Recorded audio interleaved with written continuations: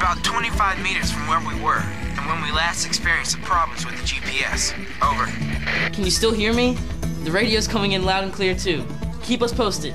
We should know really soon whether or not the technical problem was permanent. My guess is that one of the satellites was broken. Now, Jacob, don't jump to conclusions. And besides, Mr. Gano said that 29 GPS satellites orbit the Earth. It's possible, but not likely that they're all broken. I guess you're right. But what other explanation is there? Either way, if we want to complete our assignment, we have to make sure this works. It should be another 8 meters. A little to the right. I don't see anything. Another 5 meters. Oh, wait, I see something.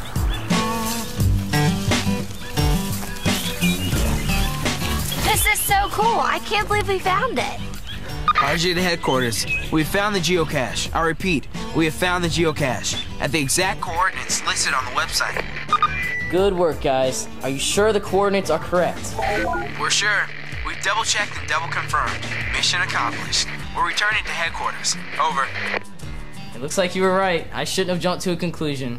Clearly, the satellites and the GPS devices are working properly. And that's a good thing. But we still don't know what caused the problem in the first place. Let's go to the problem board. Okay, what do we know? We know that our GPS malfunctioned in 2 different locations at the same time. And we also know from Catherine and Tony's report that satellites communicate with GPS devices through radio waves.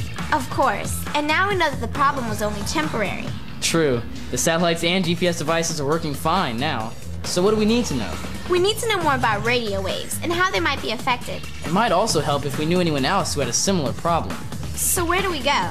Let's email Ulla and Nina in Norway and see if they had the same problem on the same day.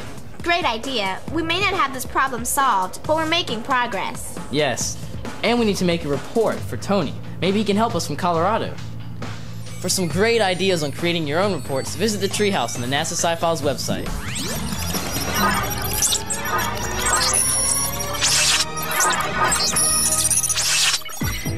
We read about the Treehouse detectives' problem with their GPS, but we weren't much help.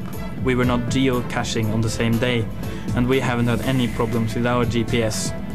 We decided to ask Dr. D about it when we meet at the Alomar LiDAR Observatory. I'm excited to finally be here at the observatory. I read so much about it. Dr. D, what kind of research is done here? The scientists are investigating the middle atmosphere using lasers like this and radar instruments. Isn't radar what the police use to bounce off cars and see how fast they're going? And weathermen use it to track rain and snowstorms. Exactly. Radar sends out a beam of light which is reflected off the atmosphere and is then analyzed. Did you just say that radar sends out a light beam? I thought that radar used radio waves. It does, but radio waves are a form of light. There are many forms of light that are not visible. Like what? Well, for example, this observatory uses microwave light to measure water vapor, infrared light to detect clouds, and ultraviolet light to measure the ozone layer. I've heard of ultraviolet light, and it's not visible. All these different forms of light are part of what is called the electromagnetic spectrum. Every form of light travels at 300 million meters per second in a vacuum and has a wavelength. We learned that the wavelength is the distance between the crest of 2 successive waves. That's right. Some radio light has wavelengths that are hundreds of meters long, where ultraviolet light wavelengths are very tiny, only about 1/10,000th of a millimeter. That's a big difference. It is. Light also has a frequency, which is its rate of vibration. Here, hold on to this spring. I'm going to make it vibrate and create what's called a standing wave.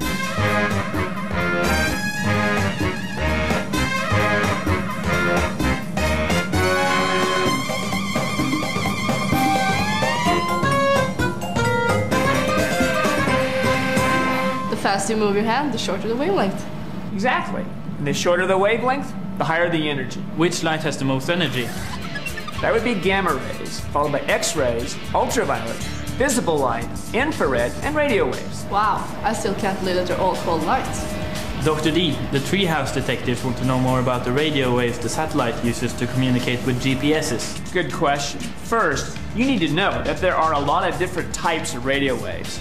GPS satellites communicate with a type of radio wave called microwave. I've heard of shortwave radio. That's another type. There are also AM and FM radio and TV.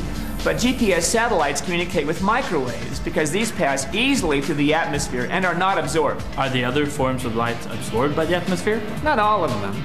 Ozone in the atmosphere absorbs most, but not all of the ultraviolet light.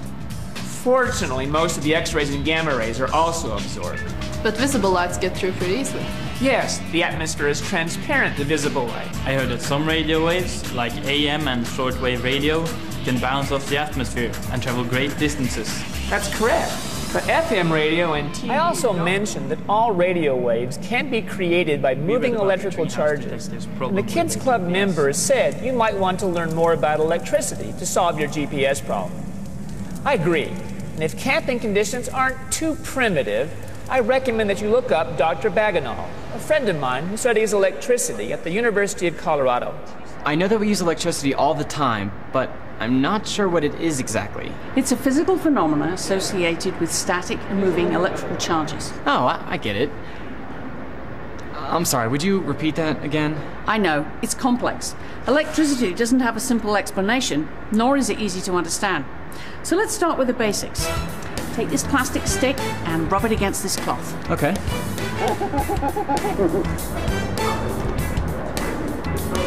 Okay, now take this other one, made of the same material, rub it with a cloth, and see if you can try and put the ends together.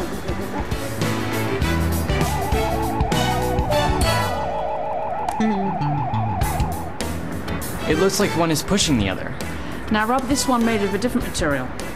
Okay. So now try and put them together.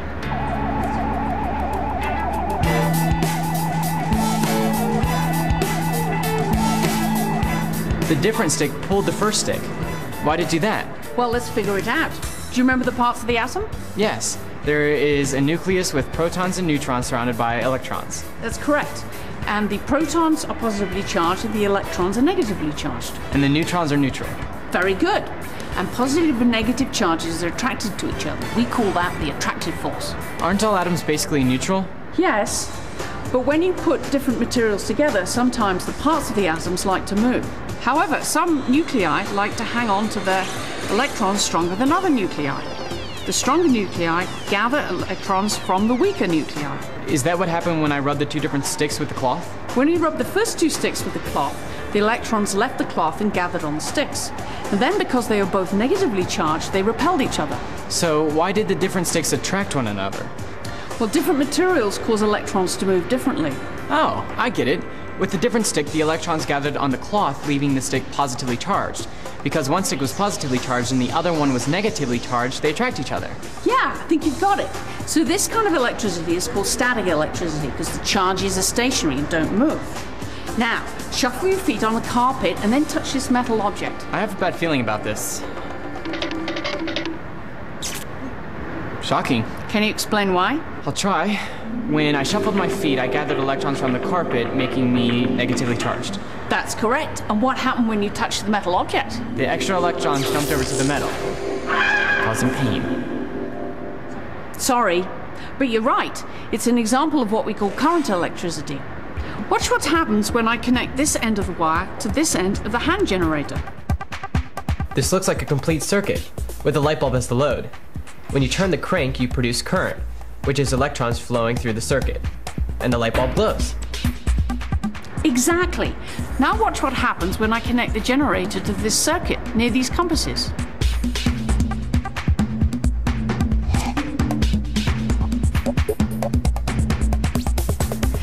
Wait a minute, the compasses moved. Why'd they do that? Initially, the compass was pointing towards the Earth's North Pole. When we cranked the generator to make the current flow, a small magnetic field was created. This field caused the compass needle to swing, because the needle is itself a small magnet with a north and south end. Very interesting. The Treehouse detectives need to know about this.